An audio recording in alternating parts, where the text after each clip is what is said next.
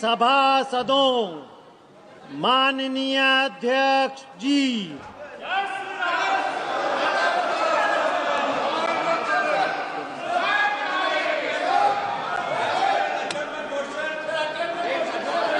महामहिम राष्ट्रपति जी के अभिभाषण के समय आप चर्चा करना। प्रश्न संख्या 1 श्री जी लक्ष्मी नारायण।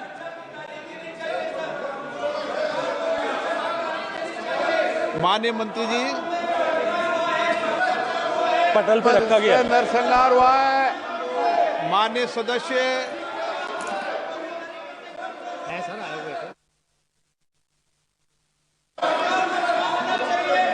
दोबारा बुला लीजिए नाम था। श्री जी लक्ष्मी नारायण।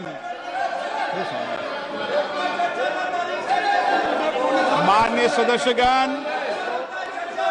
एक मिनट प्लीज। माननीय सदस्यगण, महामहिम राष्ट्रपति जी ने कुंभ के बारे में भी चर्चा की है, इसलिए आप जब महामहिम राष्ट्रपति जी के अभिभाषण के अंदर जब अपने विषय को रखें तो वो विषय भी आप रख सकते हैं।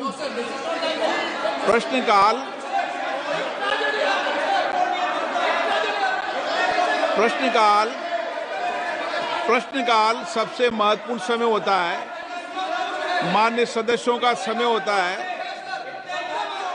और बहुत प्रयास करने के बाद माननीय सदस्यों का प्रश्न आता है, सरकार की जवाबदेही तय होती है। इस महत्वपूर्ण विषय पर कई बार चर्चा हो चुकी है और मैं आपसे कई बार आग्रह कर चुका हूं, माननीय सदस्यगण कम से कम एक व्यवस्था बना लें, एक व्यवस्था बना लें कि प्रश्नकाल के अंदर कभी भी विषय को नहीं उठाने दिया जाएगा।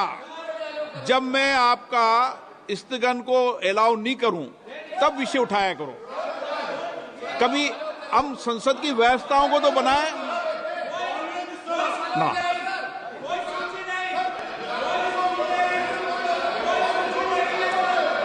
आप सदन नहीं चलाना चाहते, चर्चा नहीं करना चाहते। माननीय सदस्य। Sir, thank you speaker sir. Question number 1 पूछा है सर, मैं सप्लीमेंट्री का। While the National Culture Fund has successfully facilitated the restoration of numerous historic monuments across the country, I would like to bring attention to Gutti Fort, located in my constituency of Anantapur, sir. This majestic fort, the largest in the state, has witnessed the rise and fall of empires from the Chalukyas to the Vijayanagar Empire, the Mughals and the Marathas, sir, and even the British. Strategically located near NS 44, NS 67 and the Gutti railway station junction, sir. It holds immense potential to become a key tourism hub. However, the fort is currently in a state of neglect. A proposal of 60 crore for its restoration has already been submitted under the NCF ethics remaining pending, sir. I would like to ask the Honorable Minister if the government will take up this project at the earliest and expedite its approval to ensure the timely restoration of the Gutti Fort, sir. Thank you, sir. Vijay ji, आप संसदीय कार्य मंत्री जी। Sir, आज उम्मीद किया था कि अच्छा से पार्लियामेंट का क्वेश्चन आवर चलेगा।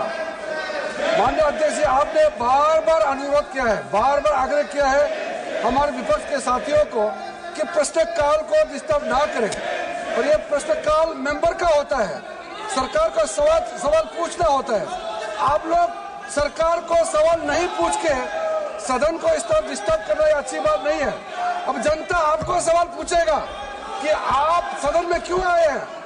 आपके आग्रह करने के बाद भी इस तरह का डिस्टर्बेंस करना ये अच्छा नहीं है। सरकार की तरफ से मैं खंडन करना चाहता हूँ। बाकी जो भी बोलना चाहते हैं वो राष्ट्रपति का अभिभाषण पर सब बोल सकते हैं। ये पहला दिन इस तरह का ये नजर यहाँ पे जो अपोजिशन मेंबर्स ने जो हरकत किया है ये ठीक नहीं है। मैं सर इसका खंडन करता हूँ। Honourable member Shri N K. Premchandan ji, N K. Premchandan ji, आप मुझसे कहते हो मुझे महत्वपूर्ण सवाल पूछना है, सीट पे नहीं बैठते हो, ये तरीका ठीक नहीं है आपका। प्लीज श्री कीर्ति आजाद जी।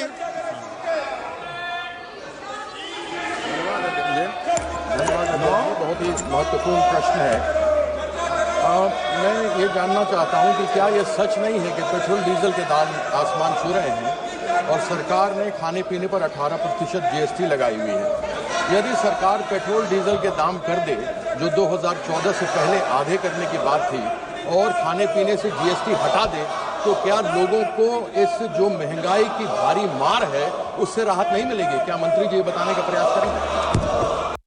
माननीय सदस्यगण, अगर आपको देश की जनता ने नारेबाजी करने के लिए और प्रश्नकाल को स्थगित करने के लिए भेजा है, तो आप यही काम कीजिए। और अगर सदन चलाना चाहते हैं तो अपनी सीट पर जाकर बैठिए। माननीय मंत्री जी। माननीय अध्यक्ष महोदय, कहना चाहते हैं Kiran ji. under the provisions of National Culture Fund, the financial arrangements are being done by the donations what we receive or the money what we receive as a contribution from the companies and PSUs through CSR. So primarily and predominantly, the funding agency, they take a call and give us the priority. We have already enlisted 150 projects on the website of NCF. The said project which Honorable MP wished to ask is also part of that. It has been depicted on the website. Whenever adequate funding will be agreed by any of the PSU or any of the company who is giving CSR and on the priority, will certainly consider this. So thank you, Honorable Minister, sir. However, I would like to bring to your attention that the issue extends beyond Gutti Fort alone, sir. There are 20 other proposals from Andhra Pradesh that are also awaiting approval under the National Culture Fund for the preservation, protection and promotion of the historical monuments, sir. Honorable Speaker ji, it is concerning to note that in the last 5 years, not a single project from Andhra Pradesh has been approved under the NCF. I kindly request the Honorable Minister to provide clarity on the reason behind the delay in closing these proposals, sir, and the steps being taken to ensure their timely approval and restoration, sir. Thank you, sir. माननीय अध्यक्ष महोदय, जैसा मैंने निवेदन किया पहले प्रश्न का उत्तर देते हुए भी, मैं एक बार फिर दोहराना चाहता हूं कि नेशनल कल्चर फंड के 150 जो ऐसे मॉन्यूमेंट्स की सूची हमने ऑलरेडी वेबसाइट पर प्रकाशित की है, उसमें 21 ऐसे प्रोजेक्ट आंध्र प्रदेश स्टेट के हैं। सामान्यतया एनसीएफ में कोई कंपनी CSR देने वाला PSU या कंपनी जब कभी किसी पर्टिकुलर प्रोजेक्ट के लिए CSR देने के लिए आग्रह करता है तो हम उसके लिए इसको कंसीडर करते हैं। अभी हमने DPIT के साथ में बैठक करके सारे PSU से आग्रह किया है कि वो कुछ धनराशि उपलब्ध कराएं। जब भी धनराशि उपलब्ध होगी किसी इस पर्टिकुलर इन प्रोजेक्ट्स को प्रायोरिटी करते हुए, तो हम निश्चित रूप से उसको कंसीडर करने का प्रयास करेंगे।